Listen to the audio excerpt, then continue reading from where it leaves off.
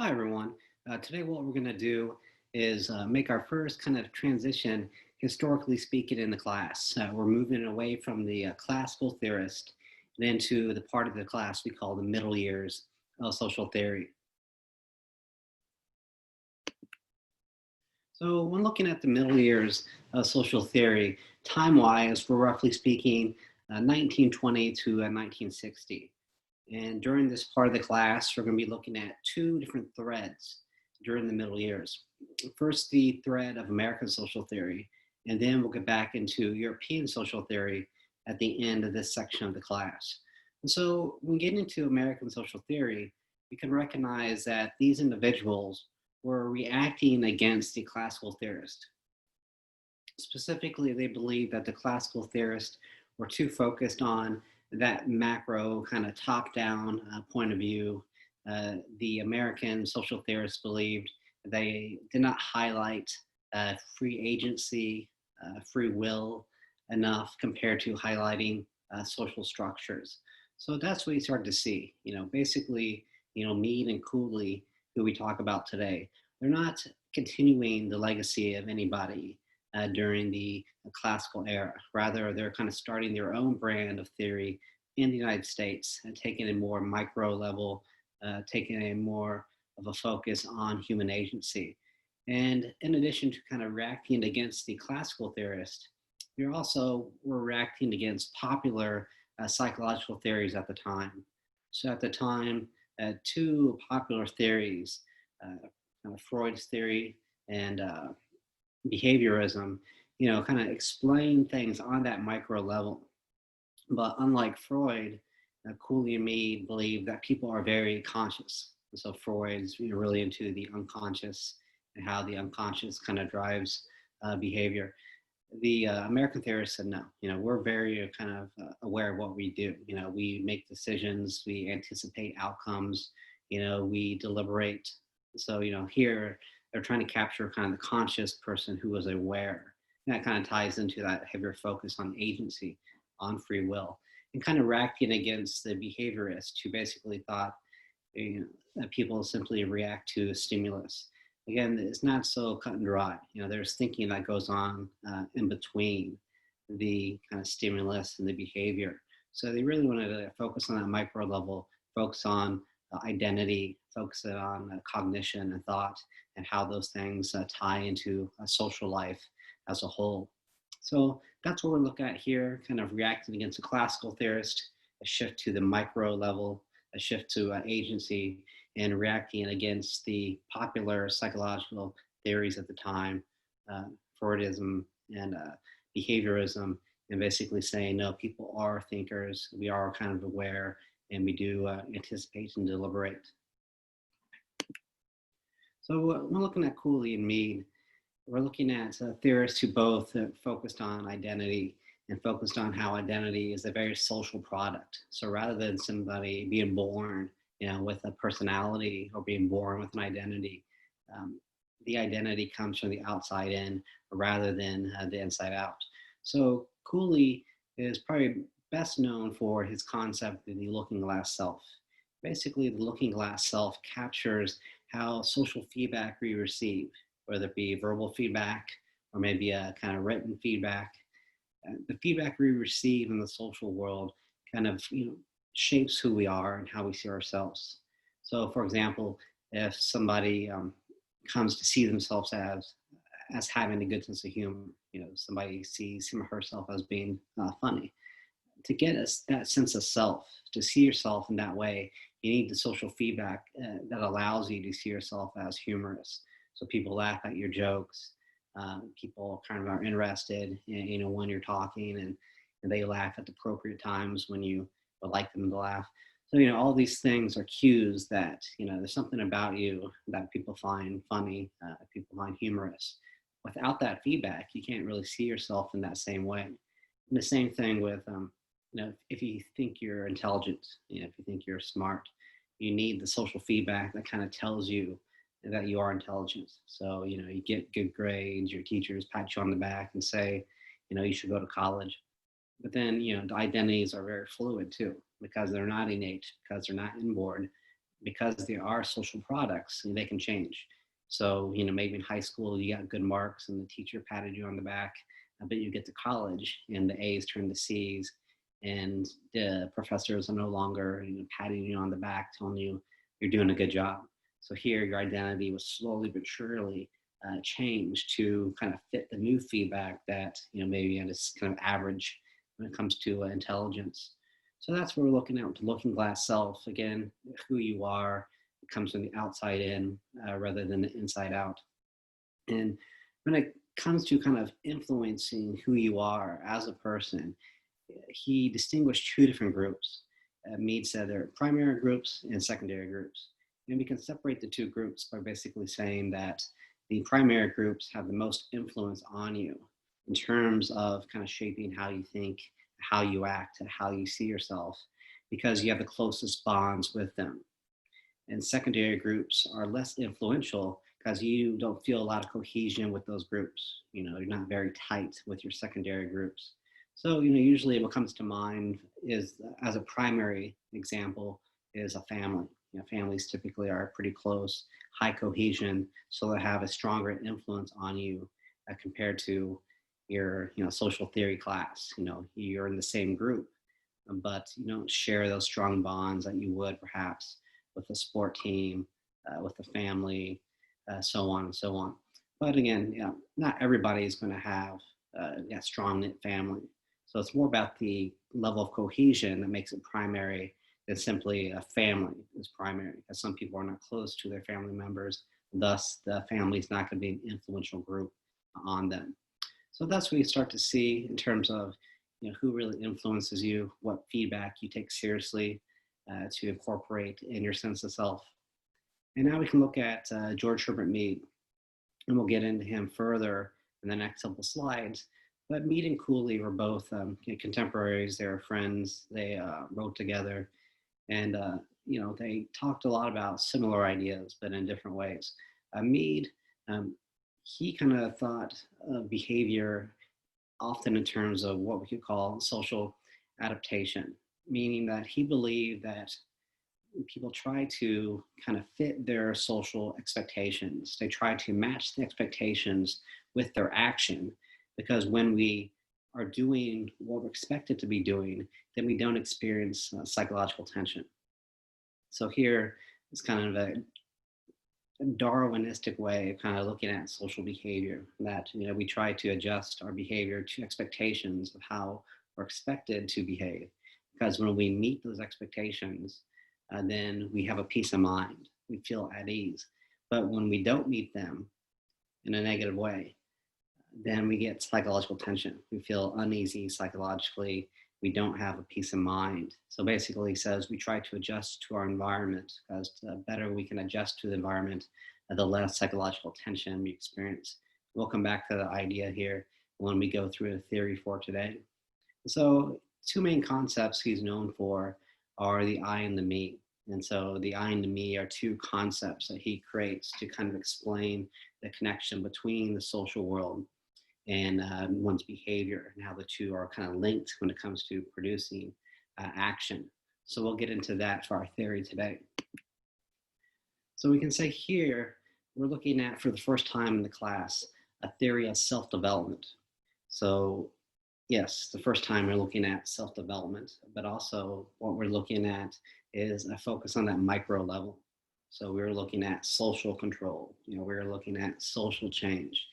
And now what we're looking at is on that micro level, self-development. And the next piece you're going to read, a legacy piece. Contemporary theorists, the Adlers, carried on the legacy of Cooley and Mead. We're going to see a theory of self-change. So again, everything goes down to the self level, that micro focus, when we get into this American tradition of social thought.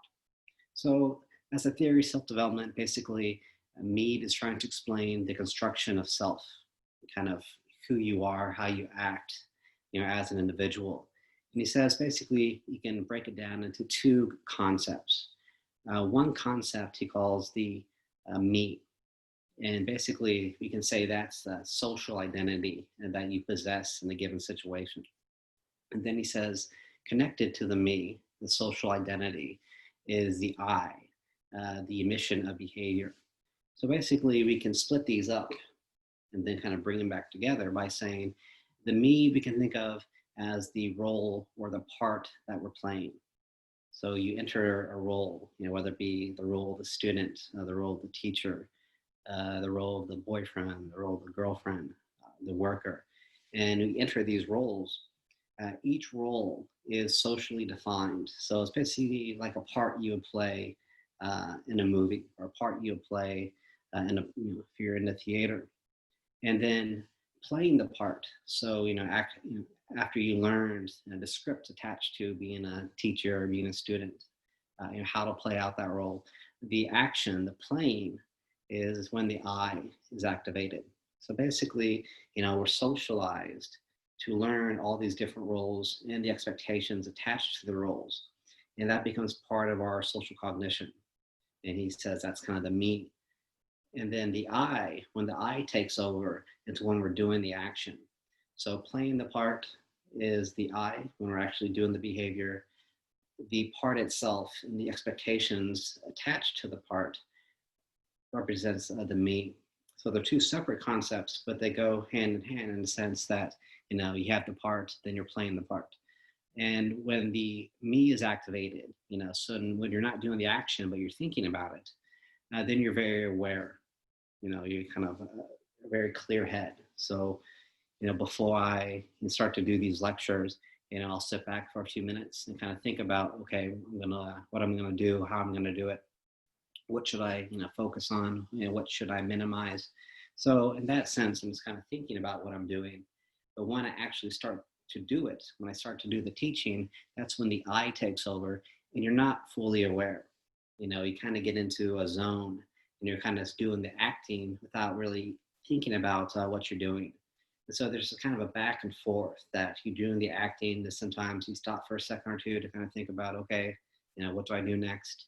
And then you shift back to the I in terms of, okay, I'm doing the acting. And so, when you're thinking about it, when the me is activated, it's kind of predictable in the sense. I'm going to go, do this lecture. It's going to be around 15 minutes or so. I'm going to talk about, what I have on the slides and deviate a little bit, from the slides. But then when the action actually starts, sometimes we can go off script, so to speak, So it's not wholly predictable. Sometimes I go in directions where I didn't think about going. It just kind of comes to you at the moment.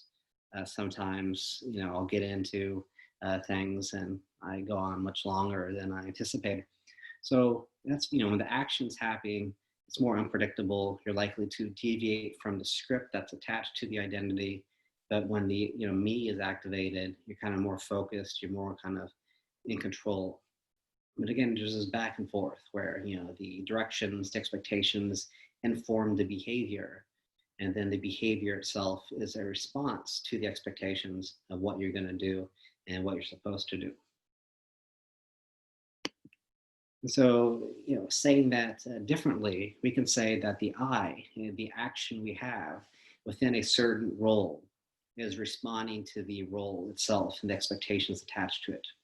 So the I responds to the me, and the me, the social identity, and the expectations attached to that identity inform the I, shape the behavior. And this back and forth is what is needed to both kind of create and maintain a sense of self. So in other words, you can't, be the teacher, you can't be the student, you can't be the boyfriend or girlfriend if you don't know the expectations attached to that role. But on the other hand, you may know the expectations, but if you're not doing the behavior to match those expectations, then it's not a true sense of self. So in other words, as a teacher of social theory, the expectations attached to this role is that I'm going to teach you theory. So during these lectures, if I start to do something else, start to talk about, horse racing or what I watched on, TV during the weekend, then you'd be like, he's our theory teacher, but he really doesn't teach us anything about theory. So in role, I'm a theory teacher, but my action's not matching that. So it's really not a full sense of self. So that's why Mead says you need both the social expectations attached to the role, the me, and you need to match those expectations with your actions. And then you get that kind of full, kind of real sense of self. And so just a couple examples, the teacher one, I think works well in the sense that, every teacher kind of has those same expectations imposed upon you, but how we do the teaching, how we actually are doing it, emitting the behavior to fulfill the expectations, it varies from one teacher to another. And this is important because here's where we start to see the agency, the free will. Yeah, we can't really, define the social identity. It's already defined for us, but we can carry it out in our own ways. All of you guys are students, and basically all kind of share the same roles and responsibilities attached to that, but you play the role differently according to kind of who you are as an individual. So when you're putting your personal fashion, personal spin, on the role, that's basically your free will being enacted, and the I is kind of guiding that. But the expectations that are kind of imposed upon you, kind of constraining your actions, are socially created, kind of out of our hands. So, one more example we could say, let's say, I'll go to the example of a student. And so, again, the student role is defined for you. You're supposed to, come to class, pay attention, take notes, ask questions, do your assignments. And basically, you can't control that. That's the role you find yourself in. But you can play the role out differently. You can really be on top of things, get things done early, or kind of just get things done when you have time, or you wait till the last second to do everything. So again, you're all kind of playing the same part, but you actually play it out differently according to your free will or your human agency. And so finally, we can end by saying we try to match our behavior, the I, to the me, to the expectations, to minimize psychological tension. So it goes back to what I was talking about with the social adaptation. The better we are at kind of matching our behavior to the expectations attached to the roles, the less we experience tension. So when I have a class and I leave at the end of the day thinking, oh, they really understood everything. They're asking good questions. They're really, sharp today.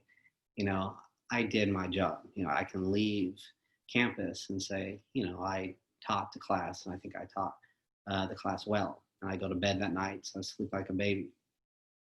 On the other hand, I have classes during which, often these theory classes, it's a little bit abstract, and sometimes I can just tell that it's not really getting through to the extent I would like it to get through to the students. Students, look confused, or really aren't asking questions because they don't even know what to ask. I can just tell I'm not really getting it across. And so those nights, my the behavior, didn't match the expectations, the me. I'm expected to teach theory and teach it, clearly, but my behavior didn't match that. And so those are the nights where, I'm restless. I don't have a peace of mind. I kind of have this cognitive burden, uneasiness, and it really kind of keeps you up and bothers you. And so to avoid, that bother, the restlessness, we try our best to, match our behavior to the expectations of how we're supposed to act. And the same thing with students, when you're getting kind of the grades you expect to get, as a college student, A, B, and sometimes a C is okay, then you're okay psychologically. But if you start to, get D's and F's thrown in there, that's when the tension should emerge. And so here again, the agency is we try to, change our behaviors so we can meet the expectations. So we study more, you get tutoring, and when you start to, reach the expectations, then you start to reach that psychological easiness when you do act how you're expected to act. And the same thing with me. I'll come up with new ways of teaching the material, new ways of having you think about it. And then perhaps that'll make more sense to you. And again, that peace of mind that we strive to reach comes back when I do my job correctly. So one other thing you can do, if you can't always match your action to expectations, often you can do two things. So if you practice, and try to get better at it, that's one option. Another thing you can do is minimize the importance of that role to you. So you could say, well, maybe I'm getting D's in this class, but I don't like this class anyways. It doesn't mean anything to me. So you minimize kind of the role and you minimize the tension that you kind of experience along with that role. Or on the other hand, you simply remove yourself from the role. So you just basically, drop out of the class, withdraw from school, or perhaps, you find a new job. So those are kind of three things. If you can't meet expectations, you try to practice and change things so you can. If that doesn't work, then you kind of minimize the significance of the role to you so you don't experience a lot of tension, or you can remove yourself from the role itself. But sometimes that, last option is very problematic because you need your college degree, you need your job, so you simply can't leave it. So usually you go with either option one, practice, or option two, minimize the significance of the role itself, although you'll continue to do the role. It just doesn't mean as much to you. So, that's what we're kind of looking at today. Continue this more micro focus of the social world when we go through this kind of middle years American social theory part. And so keep these ideas in mind because they'll tie into the Adler's reading for our next class and also the Adler's reaction paper assignment.